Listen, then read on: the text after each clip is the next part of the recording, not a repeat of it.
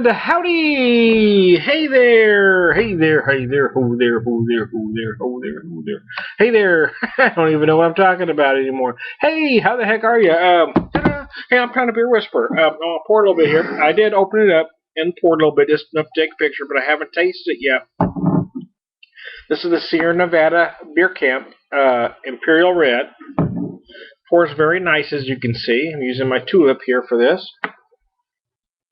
Nice. Wow. Their website says it's, oh, wow, that was nice. Their website says 8.5, 65 IBUs. The bottle says it's 8.1, so I'm guessing that it probably just need to get tamed down a little bit as it went for the mass. Let me read just a little bit from their website here. The bittering hops are Magnum and Experimental variety. Aroma hops are Chinook Magnum and Experimental variety. Dry hops are Citra and Magnum. There's a lot going on there. Malts are Pale Turo, Patagonia, Caramel, and Chocolate. Now I just had the Bridgeport, which used caramel and rye malt. So there's a little bit more going on with this one, with the Pale Turo, which is a lighter malt, and then the Patagonia, the caramel, which I expected to see in there, and the chocolate. This is a bit of a deeper red than the one I just had. It was the double red from Bridgeport, and a paler color to it. So this is a little darker, as you can see. Is it red? I don't know. I'm kind of colorblind, so I mean, things all run together for me. I don't see things in black and white. I do see colors, but I don't differentiate shades very well.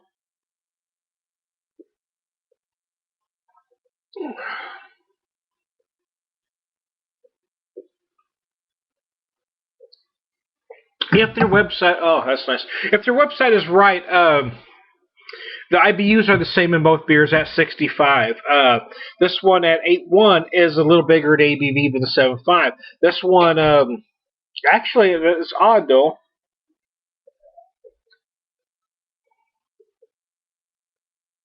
You would think with the lower ABV, the other one would feel hoppy. This one actually feels a little hoppier to me, even though we're talking about the same ABVs. It just probably because of the hops used, it's a little more pungent.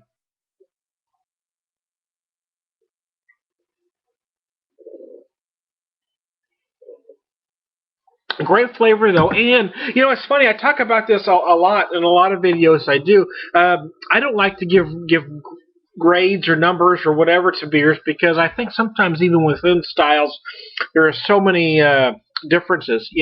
For instance, the one I just had, I had the caramel malt, and I had the rye malt, which imparts some spiciness. This one is a little richer because you've got the caramel malt along with the chocolate. Even though they're both red ales, they're almost two completely different styles, and that's this style kind of can encompass a lot of ground, which is why I personally don't like to lump a lot of beers together, because there's so many little subtle differences. Which one do I like better? Well, I can't say, and I'm baffled how a lot of people can say, well, this is better, this is better, because there's so many factors.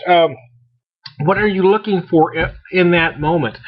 Both are great in different ways. I love the spiciness of I like the contrast between the caramel malt and the rye of the Bridgeport, but I do love the decadence of the chocolate malt and the caramel malt here. So which do I like better? Well, what am I in the mood for? You know what I mean? It's kind of two different things. Which is why I don't like to give number ratings, and I think I take issue with most folks that do, because they don't have any hard and fast criteria. I think most people drink a beer and say, "Oh, that's an 85," or "That's a 95." But what's your criteria? Do you have a set list of rules that you use, or a set list of criteria that you use yourself? And most of them do not. They're just pulling numbers out their ass. And then that kind of, or this is an A, this is a B. Well, how did you arrive at that? Did you, I mean, are you like an Olympic judge? Are you taking a tenth of a point off for this or this? And unless I know what your criteria system is, your number or your letter grade makes absolutely no sense to me whatsoever. And I don't even know how you can arrive at that.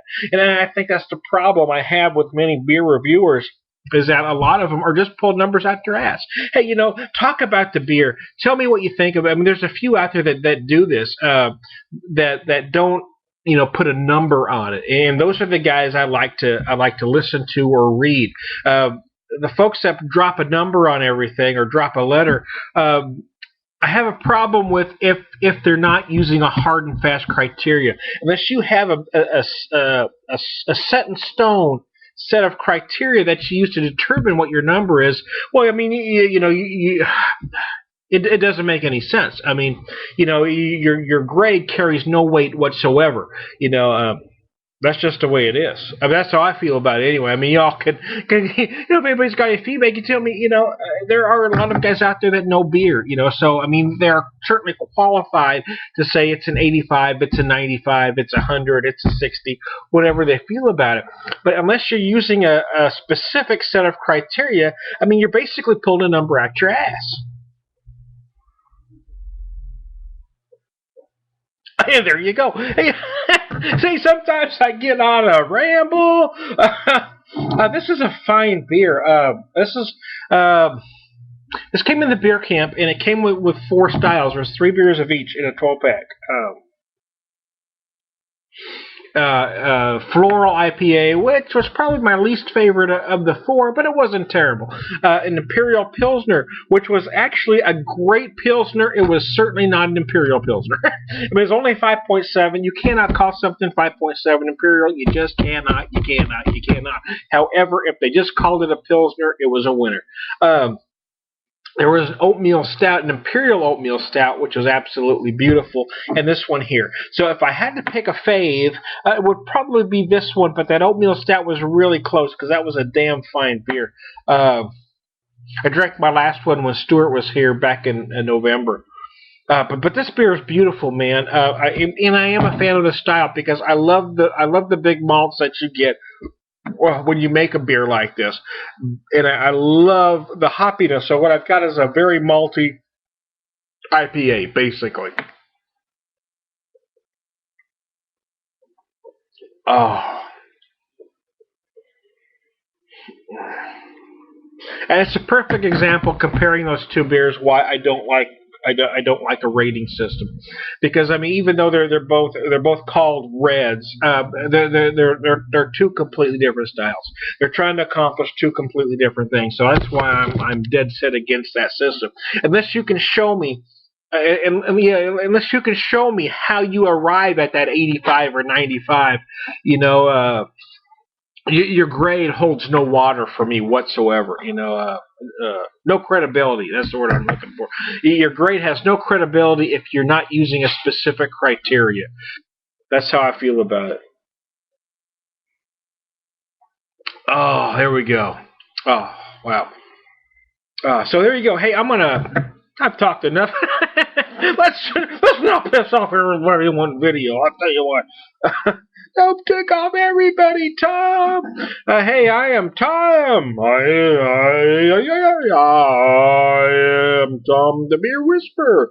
This is every once in a while I go to Boxy announcer voice for no apparent reason. Sometimes I go into Yoda voice.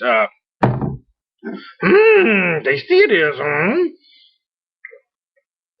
Sometimes I don't know what voice I'm going to go into.